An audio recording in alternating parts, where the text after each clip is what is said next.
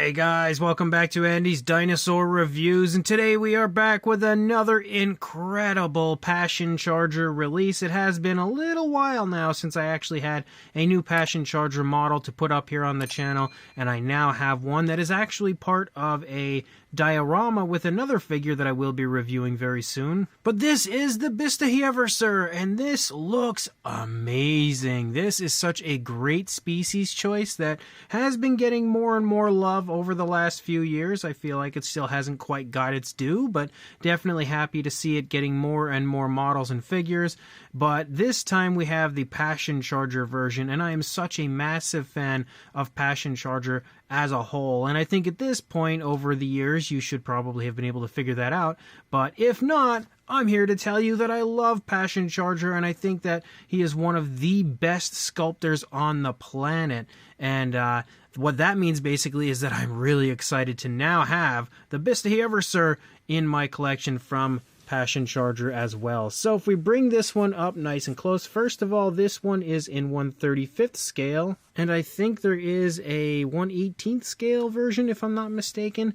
But if we start up here at the head sculpt and my camera actually focuses on it, there we go. Yes, there we go. You can see that the model overall is in a very cool, quite dynamic position as it's currently in the process of taking on or attempting to take down a different dinosaur, which is what we will see in the second review of this set. But I did want to review them individually as well because you can purchase them on their own, again, as a standalone release, and it does actually come with a pretty cool, kind of like a nameplate basically down here that shows you what species, again, we have here, which is really cool and definitely a great way to display something like this. But obviously we can see that the dinosaur is sculpted with its mouth in an open position. It has a pretty strong right turn to the head and neck here, as again, it is attempting to take a bite out of a different dinosaur that we have over here. We have some pretty nice variation to the scales throughout the course of the face, quite a bit of larger and smaller scales, but we can see some larger scales basically running along the jaw line there. We have the nostrils sculpted out, some pretty darn nice looking detailing there around the eye area.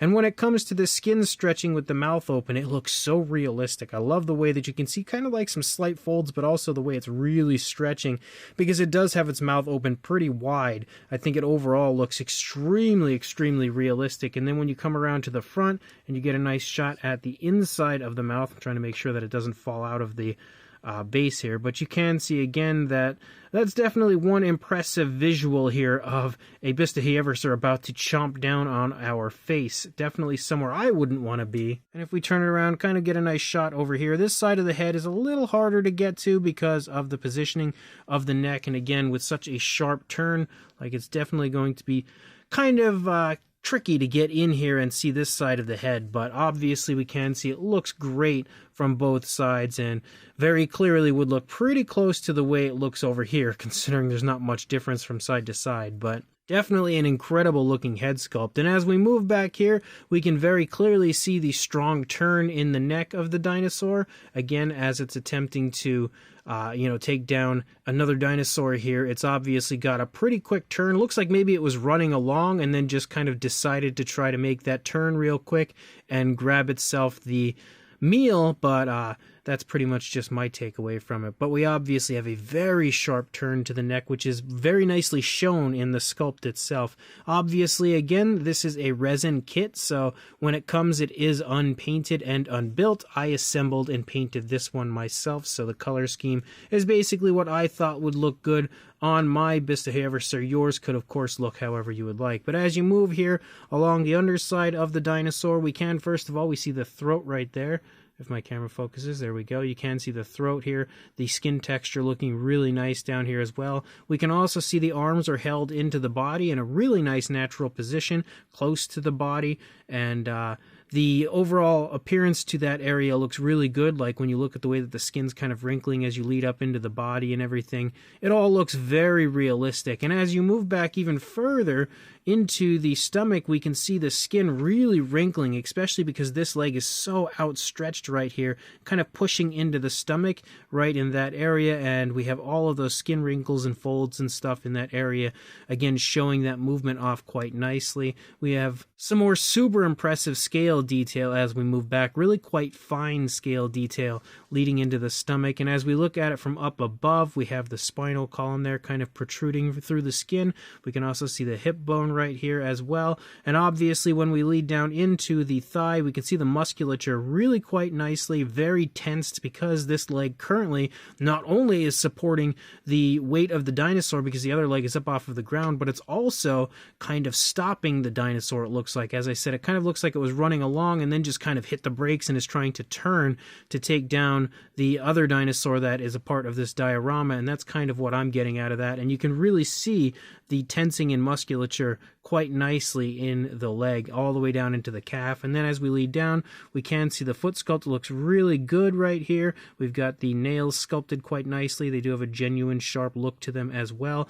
There is actually, as far as the base goes, there are actually other plants that you can get with this, kind of like resin, almost like ferns or something, but I went ahead and actually sealed up the areas where you would apply those, and then I applied this vegetation just to kind of add a little bit more realism, I think. But what's cool is when you do actually look at the base, you can see that we actually have the species name over here on this side as well, so it's really up to you what side you display it on. But as you lead out into the tail, you can see some really nice curvatures to the tail as you lead the entire way out. It's got a pretty cool, pretty elegant curve to the tail leading along, which I am definitely a big fan of. When you look at the figure over here on this side, the model from this side, we can see again the arm and everything. We can also see the skin wrinkling again in the stomach over here because the leg is pushing into the stomach as that leg is picking up, again showing the position of the dinosaur, as it really looks like it was basically just hitting the brakes, you know, like it was running along and just stopped as quickly as it possibly could to try to swing around and grab itself a meal. And we can see that there when it comes to this leg up in the air, kind of looking like it was about to take a step, but now it's kind of trying to change positions. But we can see the musculature of this leg as well as you lead through, definitely all the way from the thigh all the way down into the calf. We've got the knee right there. I love the foot sculpt here, really quite nice and bird-like as you lead down when it comes to the way that the toes are positioned and the overall appearance to the foot sculpt. We can see the dew claws are present on the dinosaur as well. And then we lead out here again into the tail, and you can see how the skin is kind of stretching off of the tail there as this leg is kind of pulling forward, as we have again that nice elegant curve to the tail the entire way out. And yes, the underbelly of the dinosaur as well looks great when it comes to the sculpt. And then of course we have the base itself. The base is just kind of a nice little earthy area, which I think looks really good. And we've got like a big rock over here. And the two bases, when it comes to this and the dinosaur that it is in a diorama with, kind of connect so that it can complete that diorama. But obviously, again, the base looks really nice as far as the texturing and overall realism. Everything looks great on this release. Definitely one of the coolest looking theropod models that I have acquired so far from Passion Charger. As far as a size goes on this, for a length from the tail to the side of the head, just shy of 8 inches, or right around 20 centimeters, almost 20 centimeters on the dot. As far as a height, a little under 4.5 inches or 11.5 centimeters to the back of the neck. And then when it comes to the tail, you're looking at about 5 inches or a hair over 12.5 centimeters for a size comparison. There is Mr. Papo T-Rex, the Attack Pack Colovosaurus, Robert Muldoon, and the Collect Day Human Being next to our Passion Charger Bistahieversor. And you can see that it's a pretty decent size, but it's not overly gigantic. It's definitely not something that's going to take up too much room in your collection if you do get one, at least as far as the 1/35th scale version goes.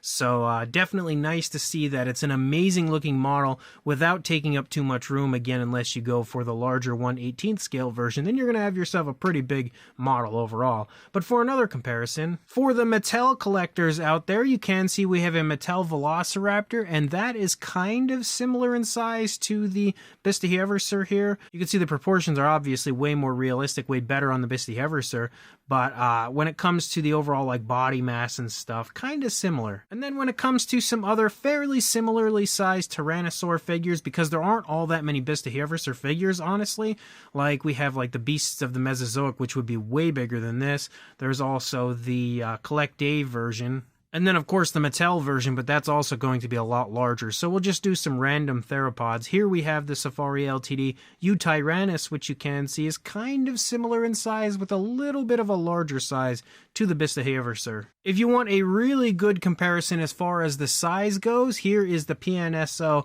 Daspletosaurus, and we can see those two are extremely similar in size, showing you that if you do have that figure, you've got a pretty good idea of the size of this Passion Charger release. We also have the PNSO Saurophaganax, which is a little bit bigger, but not by a whole lot, as well as the PNSO Yanksuanosaurus, which we can see again is a bit larger. We have the Papocarnotaurus, which is kind of similar in size, just a little bit smaller. The Howlong Good Daspletosaurus, which is also similar in size, just a little bit bigger. And then last but not least, we have the Collectaceratosaurus, which you can see is just slightly larger than our Bistahieversor. So Passion Charger is seriously one of my favorite sculptors of all time, and I think each and every time I review one of their products, it's very clear why, because they have some of the best prehistoric models you will ever find. Sculpt-wise, this is definitely, without a doubt, one of the best versions of a Bistahieversor I have ever seen, maybe the best overall. Of course, the Beasts of the Mesozoic version would be a strong challenge, but obviously those two are very different style figures, so I don't know if you would really want to compare those two next to each other. As far as like model-like versions like this goes, this is definitely the best one that I've seen, definitely the best one that I own. It is a very cool looking version as well. It's got a really cool dynamic pose as it again looks like it was running and then has just kind of slammed on the brakes and is kind of turning.